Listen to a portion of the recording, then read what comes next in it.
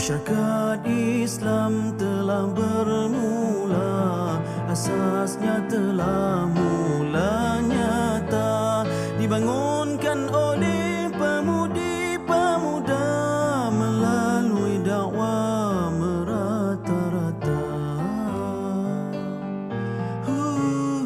Masyarakat Islam telah bermula, asasnya telah mula nyata, dibangunkan oleh pemudi-pemuda melalui dakwah merata-rata.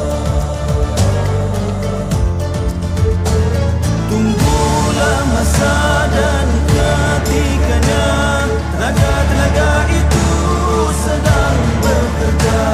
Tunggulah masa dan ketikanya, tenaga-tenaga itu sedang bekerja.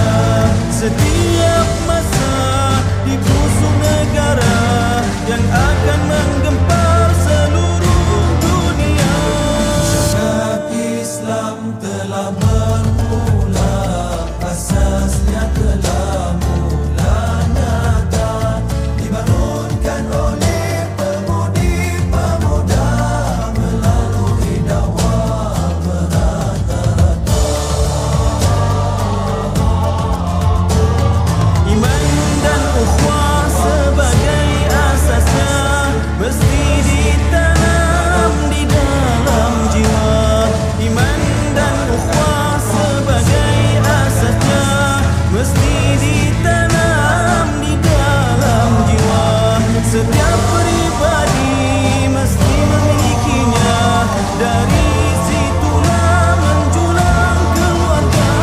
Masyarakat Islam telah bermula, asasnya telah mula nyata, dibangunkan oleh pemudi-pemuda melalui dakwah merata-rata.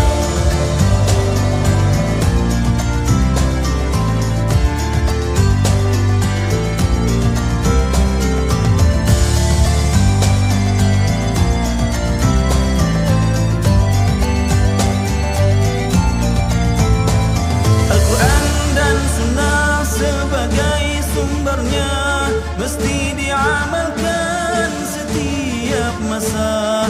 Al-Quran dan